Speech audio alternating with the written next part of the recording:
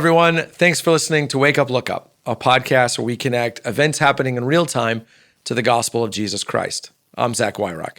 And in this episode, we're talking about a crazy story. We're calling it Woman Drugs Husband, What's Missing in Our Relationships.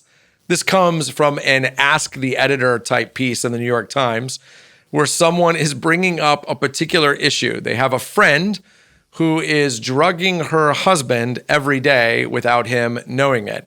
She's slipping something into the water that he takes with him to work because she's concerned about him. The wife feels as though her husband is very manic.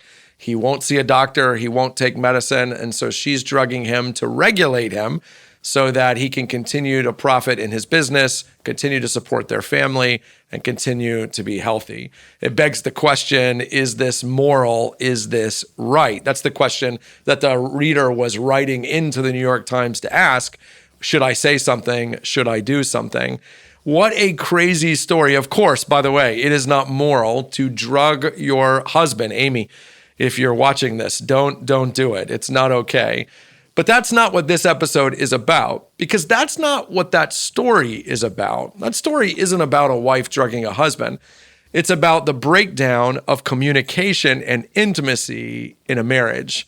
If that woman was here, if I were counseling that couple and I were to ask her, what are you thinking? I already know what she would say. She would say, I can't talk to him. If I went to him and said, I'm worried about your mental health, he would take that personally. If I told him I was worried that he'd lose his job, that his business would go under, that our family wouldn't be provided for, he would take that personally. I can't say these things, and so because I can't say them, I do this instead.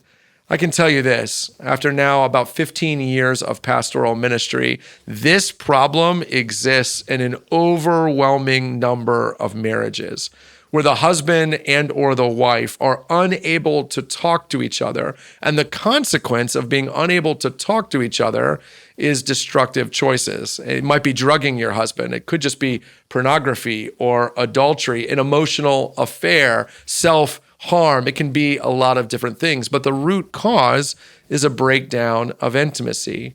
And the Bible has been telling us this because after all, when God made Adam and Eve and he gave them to each other, the Bible says they were naked and without shame.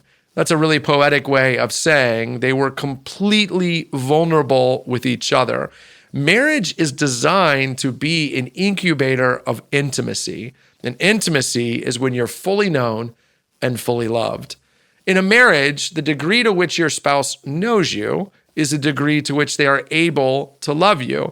If you can only reveal 25% of yourself, then your spouse really can only love 25% of you. The goal the Bible is calling us to is to reveal all of ourselves so that we can be loved for who we really are. Of course, that brings up questions of sin and guilt and shame and what happens when what I have to show my spouse is ugly. But that's where the gospel of Jesus gives us hope, because Jesus shows us that it is possible to fully know sinners and to fully love them. Jesus shows us a way of seeing sin, dealing with it, but loving the person all the while. What's the state of intimacy in your marriage? Because stories like this are a bit of a wake-up call. All of our marriages will go towards a destructive path, one way or another, if we aren't being intimate with each other, if we aren't being vulnerable, if we can't confront and hold each other accountable, if we can't say to our spouse, I'm scared, you're bothering me, you're concerning me, you're worrying me, we have a problem.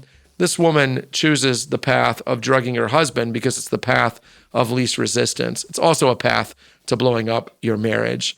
Here's a challenge for you today. Sit down with your spouse. Have the hard conversation you know you need to have, and trust that the God who's working in you and in them will bring that to not only a healthy conclusion, but to one in which you are more fully known and fully loved. Don't settle for a marriage of low intimacy.